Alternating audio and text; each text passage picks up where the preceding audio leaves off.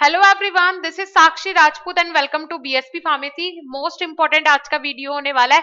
Just आज हम बात करने वाले हैं उसी रेगुलेशन के बारे में जो कि 2015 में पीसीआई ने दिया था और भारत के राजपत्र में द गैजेट ऑफ इंडिया में भी वो रेगुलेशन हमें देखने को मिला था कि भाई एक फार्मासिस्ट जो है वो प्रैक्टिस कर सकता है, उसके रिगार्डिंग क्या रूल्स रेगुलेशंस है, राइट। सो वो वाला जो नोटिस है जो कि 2015 में जारी हुआ था, उसके रिगार्डिंग जो चीजें हैं वो चीजें हमें परफेक्टली जो नोटिस आया था द गैजेट ऑफ इंडिया में, वो नोटिस हमें प्राप्त नहीं हुआ है, नहीं मिला है। लेकिन उसके बाद जो नोटिस आया था, जब ये अफवाह फैल गई थी कि भाई एक फार्मासिस्ट प्रॉपर क्लिनिक खोल सकता है, डॉक्टर की तरह ट्रीटमेंट कर सकता है, उस 2015 के नोटिस को लेके बहुत ज्यादा अफवाहें होने लगी थी कि एक फार्मासिस्ट को कंप्लीट अथॉरिटी मिल गई है कि वो प्रैक्टिस कर सकता है एज अ डॉक्टर की तरह, वो भी क्लिनिक खोल के आसानी से बैठ सकता है, कोई दिक्कत वाली बात नहीं है।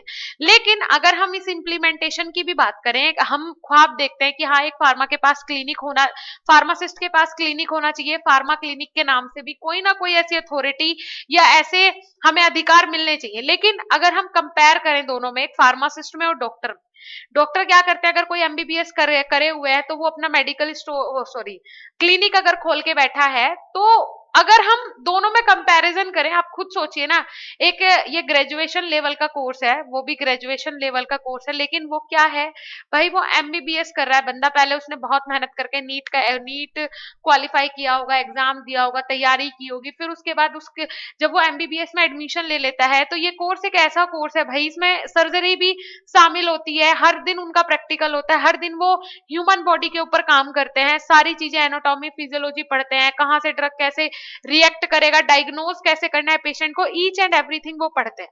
लेकिन यहाँ हम सिर्फ क्या पढ़ते हैं, हम फार्माकोलॉजी पढ़ेंगे, फार्माकोग्नोसी पढ़ेंगे, जस्ट क्या कि ड्रग बॉडी के ऊपर एक्ट कैसे करेगी, है ना। हमें बॉडी का तो नहीं पता है कि बॉडी किस तरीके से काम कर रही है, अगर कोई बाहर से फॉरेन पार्टिकल आ रहा है तो बॉडी किस तरीके से रिएक्ट कर रही है, ये वाली चीजें तो हमें नहीं पता है। हम उतना डीप में नहीं पढ़ते हैं, जनरल पढ़ते हैं, जो नॉर्मल चीजें वो पढ़ते हैं।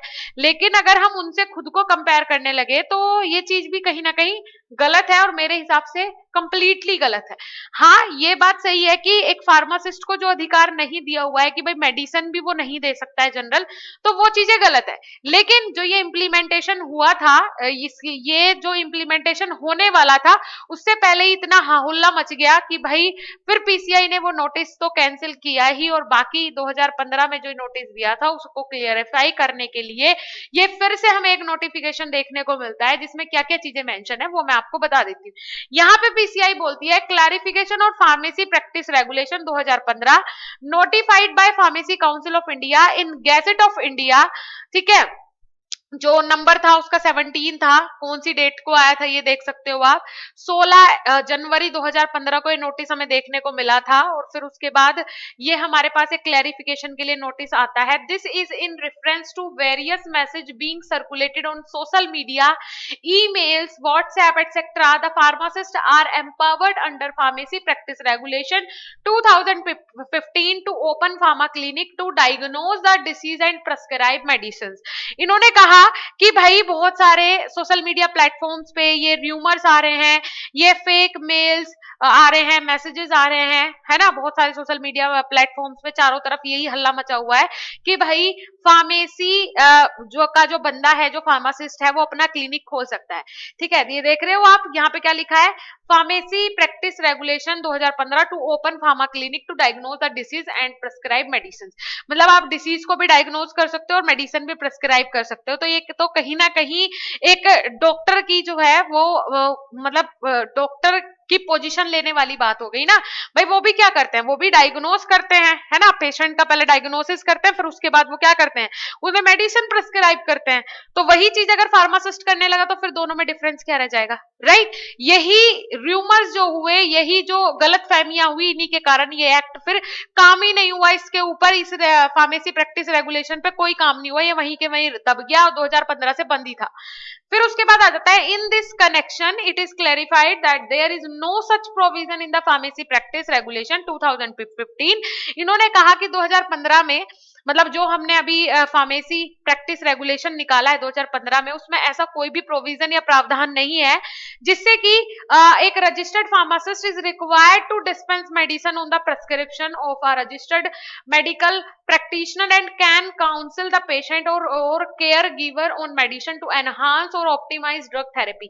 इन्होंने कहा सिर्फ उसमें ये चीजें मेंशन थी कि प्रैक्टिस किस तरीके से कर सकता है भाई, जब कोई प्रिस्क्रिप्शन आपके पास आ रही है तो आप पेशेंट को जब वो मेडिकेशन बता रहे हो तो उन्हें इस तरीके से बताओ कि भाई वो अच्छे से समझ सके। समझाने की जिम्मेदारी आपकी है, आप समझा सकते हो पेशेंट को। अगर आपको लगता है कहीं ना कहीं ये वाली ड्रग से नहीं तो अपने डॉक्टर से एक बार कंसल्ट करके आप वो दवाइयां चेंज भी कर सकते हो, कोई दिक्कत वाली बात नहीं है ना। तो ये सारी चीजें हैं, अच्छे से पेशेंट की काउंसलिंग करना, टेक केयर करना, जिससे कि और ज्यादा जो ड्रग की थेरेपी है वो और ज्यादा एनहांस हो सके। ठीक है, ये सारी चीजें हैं। इसमें कुछ चीजें भी मेंशन की उन्होंने, पॉइंट्स भी मेंशन किए। Name and description of the drug, drug का नेम और डिस्क्रिप्शन आप उसे डिस्क्राइब कर सकते हो, पेशेंट को समझा सकते हो each and everything. The dose form, dose, route of administration and duration of the drug therapy, आप उसे समझा सकते हो। जैसे डॉक्टर का पर्चा है, उसको समझ में नहीं आ रहा पेशेंट को, तो आप उसके बारे में समझा सकते हो कि इतनी डोज लेनी है, ऐसे ऐसे आपको ये ड्रग थेरेपी लेनी है और कब तक ये ड्रग थेरेपी आपको लेनी चाहिए। इन चीजों के बारे में आप उन्हें गाइड कर सकते हो, कोई दिक्कत नहीं है।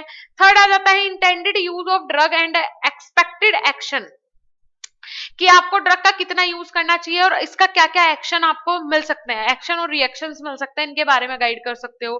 ठीक है जी, क्या क्या सावधानियां आपको रखनी चाहिए इसके बारे में आप गाइड कर सकते हो। मैं पॉइंट्स आपको मेंशन करके ही दिखा देती हूँ, क्लियर हो जाएगा। ठीक है जी, तो ये सारी चीजें प्रिकॉशंस आप कौन कौन सी बरतनी चाहिए आपको। कॉमन सर्विस साइड इफेक्ट, कौन कौन से साइड इफेक्ट्स हो सकते हैं उन ड्रग्स के, एडवर्स इफेक्ट हो सकते हैं। कहने का मतलब है जो डॉक्टर ने पर्चा लिख के दिया है उसमें जो दवाइयां हैं उनके बारे में आप पेशेंट को समझा सकते हो, बता सकते हो।